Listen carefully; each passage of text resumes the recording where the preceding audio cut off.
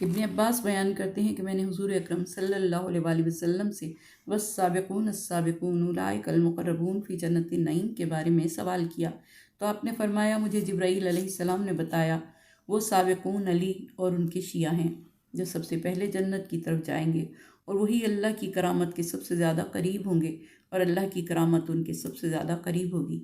امام جعفر صادق علیہ السلام نے فرمایا اللہ تعالیٰ نے مخلوق کو 3 گروہوں میں قرار دیا، السابقون اللہ کے رسول اور انبیاء ہیں، اور اس کی مخلوق میں اس کے خاص بندے ہیں۔ اللہ تعالیٰ نے ان میں 5 روحوں کو قرار دیا اور ان کی روح القدس سے تائید فرمائی، جس کے ذریعے وہ اشیاء کی معرفت حاصل کرتے ہیں، اور ان کی روح ایمان کے ذریعے تائید کی، اس روح کے ذریعے ان میں خوف خدا ہوتا ہے، اور ان کی روح القوت سے تائید کی جس سے وہ اطاعت خدا پر قدرت حاصل کرتے ہیں، اور ان کی روح شہوت کے ذریعے تائید کی جس کے ذریعے وہ اطاعت خدا کا شوق پیدا رکھتے ہیں، اور اطاعت خدا کا شوق ان میں پیدا ہوتا ہے۔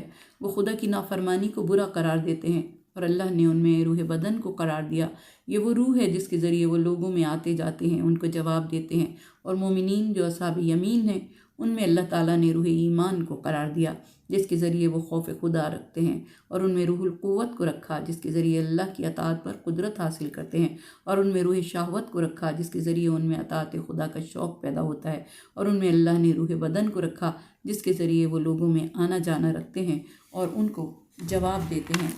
اور پھر اصحاب شمال بائیں ہاتھ والے، ان میں یہود و نصارہ ہیں، ان کے بارے میں اللہ تعالیٰ نے سورہ بقرہ آیت نمبر 146 میں فرمایا وہ لوگ جن کو ہم نے کتاب دی ہے وہ ہمارے نبی صلی اللہ علیہ وآلہ وسلم کو یوں پہچانتے ہیں جیسے وہ اپنے بچوں کو پہچانتے ہیں۔ یہی یہود و نصارہ توریت و انجیل سے حضرت محمد مصطفیٰ صلی اللہ علیہ وآلہ وسلم اور ان کی معرفت و پہچان رکھتے ہیں۔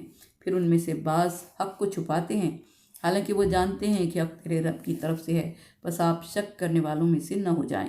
سورہ بقرہ آیت نمبر 147۔ جب وہ معرفت کے باوجود انکار کرتے ہیں تو اللہ ان سے روح ایمان کو سلب کر دیتا ہے، اور پھر ان کے بدنوں میں 3 روحیں باقی بچ جاتی ہیں۔ نمبر 1 روح قوت، اور روح شہوت، اور روح بدن۔ پھر خدا ان کو جانوروں کی مثل قرار دیتا ہے اور خود فرماتا ہے تحقیق وہ جانوروں کی مانند ہیں۔ سورہ فرقان آیت نمبر 44۔ کیونکہ گھوڑا روح بدن کی وجہ سے بوجھ اٹھاتا ہے، روح شہوت کی وجہ سے گھاس و چارہ کھاتا ہے، روح بدن کی وجہ سے وہ چلتا پھرتا ہے، یعنی وہ جانور کی طرح سے ہیں۔ حضور اکرم صلی اللہ علیہ وآلہ وسلم نے فرمایا تمام لوگوں سے سبقت حاصل کرنے والے 4 ہیں۔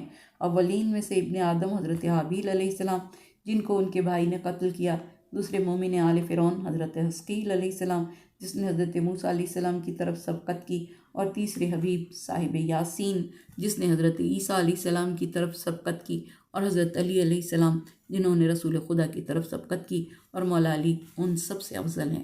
امام حسن علیہ السلام نے فرمایا میرے بابا علی ابن ابی طالب علیہ السلام سبقت کرنے والوں میں سے پہلے ہیں جنہوں نے اللہ اور اس کے رسول کی طرف جانے میں سبقت کی۔ سب سے پہلے حضور اکرم کی تصدیق کی، جان سے ان کی حفاظت فرمائی۔ حضور اکرم صلی اللہ علیہ وآلہ وسلم کو ہر سختی کے مقام پر مقدم رکھا۔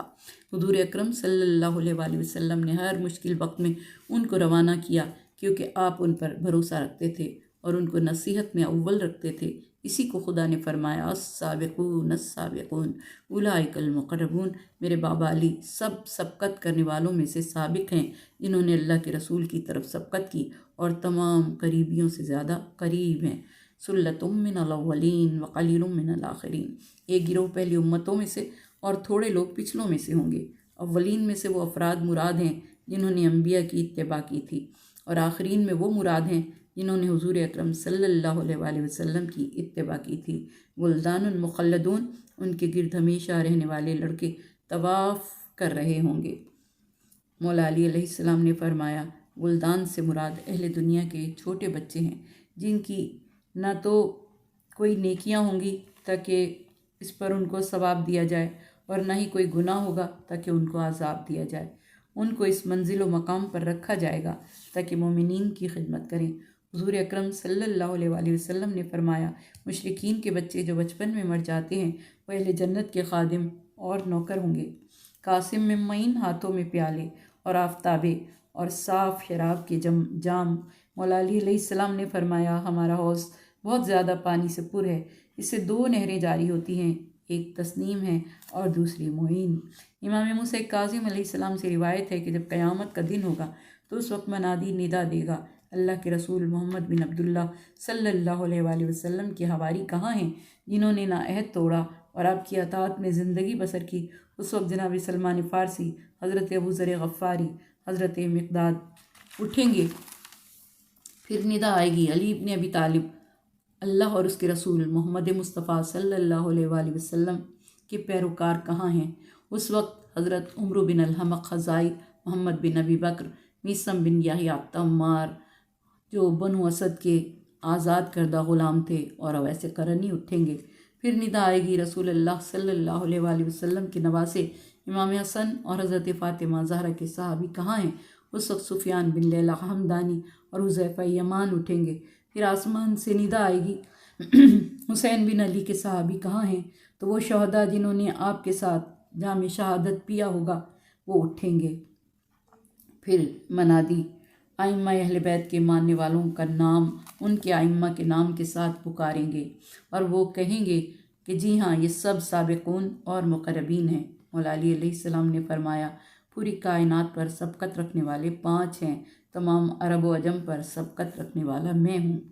سلمان تمام فارس پر سبقت رکھنے والوں میں ہیں، بلال حبشی حبشہ پر سبقت رکھنے والوں میں ہیں، اور خباب نبت قبیلہ پر سبقت رکھنے والے ہیں۔ امام محمد باقر علیہ السلام نے فرمایا تمام سبقت رکھنے والوں پر ہم سبقت رکھنے والے ہیں اور آخرین میں سے بھی ہم ہیں۔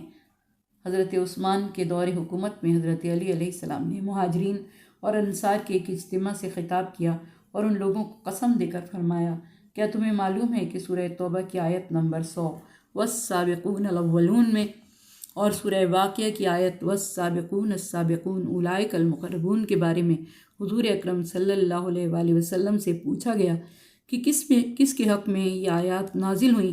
تو آپ نے ارشاد فرمایا اللہ تعالیٰ نے انہیں اپنے انبیاء اور ان کے اوصیاء کے حق میں اتارا۔ میں تمام نبیوں سے افضل ہوں اور علی ابن ابی طالب میرے وصی ہیں، وہ تمام وصیوں سے افضل ہیں۔ اور سامعین میں سے ہر ایک نے کہا جی ہاں ایسا ہی ہے۔ امام جعفر صادق علیہ السلام سے دنیا اور آخرت کی بہترین غذا کے بارے میں سوال کیا گیا کہ وہ کون سی ہیں؟ تو آپ نے فرمایا وہ گوشت ہے۔ کیا تم نے نہیں سنا کہ اللہ تعالیٰ نے فرمایا وَلَحْمِ طَيْرٍ مِّمَّا يَشْتَهُونَ، ان کے لیے پرندوں کا گوشت ہوگا جو وہ چاہیں گے۔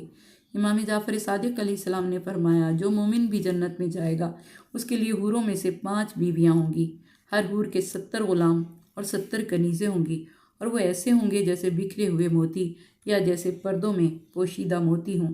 مکنون کی تفسیر میں فرمایا وہ موتی جو صدف میں ہوں، جس کو ابھی کسی نے مس نہ کیا ہو اور آنکھ نے نہ دیکھا ہو۔ منشور سے مراد وہ کثیر موتیوں کے مانند ہوں گے جو بکھرے ہوں گے۔ ہر مومن کے لیے 7 محل ہوں گے، ہر محل میں 70 گھر، ہر گھر میں 70 تخت ہوں گے، اور ہر تخت پر 70 قسم کے فرش ہوں گے، اور ہر تخت پر اس مومن کی ایک زوجہ ہوگی جو حور العین سے ہوگی۔ ان تختوں کے نیچے نہریں جاری ہوں گی جن کا پانی صاف و شفاف ہوگا، اس کا ذائقہ نہ بدلے گا، اور دودھ کی نہر ہوگی جس کا ذائقہ تبدیل نہیں ہوگا، اور وہ دودھ جانوروں کے تھنوں سے نہیں نکلا ہوگا۔ شہد کی نہریں جاری ہوں گی، وہ شہد مکھیوں کے پیٹ سے خارج نہیں ہوا ہوگا۔ شراب کی نہریں جاری ہوں گی جو پینے والوں کے لیے لذت بخش ہوں گی اور اس کو بندوں نے نہیں نچوڑا ہوگا۔ اور جب جنت والے کھانا کھانے کے مشتاق ہوں گے تو سفید رنگ کے پرندے اپنے پروں سے پرواز کرتے ہوئے ان کے سامنے آئیں گے، تو وہ ان میں سے جو چاہیں گے کھائیں گے، اور اگر وہ پھل کھانے کا ارادہ کریں گے تو شاخوں سے خود بخود ان کی طرف آ جائیں گے، اور وہ جو چاہیں ان شاخوں سے توڑ کر کھائیں۔ ملائکہ ہر دروازے سے اندر آئیں گے اور ان کو سلام کریں گے، یہ ان کے اس صبر کی وجہ سے ہے، اور ان کا کتنا اچھا گھر ہے۔ وہاں نہ کوئی بیہودہ بات سنیں گے، نہ ہی گناہ کی کوئی بات ہوگی۔ جنت والے جنت میں کوئی فحش بات نہیں سنیں گے، نہ کوئی جھوٹی بات، نہ ہی دنیاوی غنا و موسیقی سنیں گے۔ اصحاب یمین ما اصحاب الیمین، وہ اصحاب دائیں ہاتھ والے، تو دائیں ہاتھ والوں کا کیا کہنا۔ جب معصوم سے پوچھا گیا اس آیت کریمہ سے کون مراد ہے تو آپ نے فرمایا علی ابن ابی طالب اور ان کے پیروکار۔ امام موسیٰ کاظم علیہ السلام نے فرمایا کہ مولا علی دائیں ہاتھ میں انگوٹھی پہنا کرتے تھے۔ کیونکہ وہ بعد از رسول اصحاب یمین کے امام ہیں، اور اللہ تعالیٰ نے اصحاب یمین کی اپنے قرآن میں مدح سرائی فرمائی اور انہیں دائیں ہاتھ والے کہا۔ فی صدر مخضود، وہ بیری کے بے خار درختوں میں ہوں گے۔ جس وقت قرآن کریم کے بعض الفاظ اصحاب پیغمبر کے لیے مشکل ہو جاتے تو وہ کہتے کہ یہ بادیہ نشین عربوں کے سوالات کی برکت ہے کہ پروردگار ہم کو فائدہ پہنچاتا ہے۔ ایک دن ایک صحرا نشین عرب حضور اکرم صلی اللہ علیہ وآلہ وسلم کی خدمت میں آیا اور عرض کیا کہ خدا کے رسول، خدا نے قرآن میں ایک تکلیف پہنچانے والے درخت کا نام لیا ہے، میں نہیں سوچ سکتا تھا کہ جنت میں ایسا بھی درخت ہوگا۔ تو آپ نے فرمایا کون سا درخت؟ اس نے کہا صدر، کیونکہ اس میں تو کانٹے ہوتے ہیں۔ حضور اکرم صلی اللہ علیہ وآلہ وسلم نے فرمایا کیا خدا نے نہیں کہا فی صدر مقصود؟ اس کا مفہوم یہ ہے کہ ان کے کانٹے دور کر دیے گئے ہیں اور ہر کانٹے کی جگہ پھل لگا دیا گیا ہے، اور پھل بھی ایسا کہ جس میں 72 قسم کا غذائی مادہ ہے جس میں ایک دوسرے سے مشابہت نہیں۔ اور طلح منضود، طلح سے مراد سبز خوش رنگ اور خوشبودار درخت۔ کچھ لوگوں کا خیال ہے وہ کیلے کا درخت ہے جس کے چوڑے خوبصورت پتے ہوتے ہیں اور اس کا پھل خوش ذائقہ اور شیرین ہوتا ہے۔ یہ درخت پھلوں سے اس طرح لدے ہوتے ہیں کہ ان کا تنا اور ٹہنیاں پھلوں میں چھپی ہوئی ہوتی ہیں۔ صدر کے درخت کے پتے کافی چھوٹے ہوتے ہیں اور کیلے کے پتے بڑے ہوتے ہیں۔ ان دو درختوں کا ذکر جنت کے تمام درختوں کی طرف ایک لطیف اشارہ ہے۔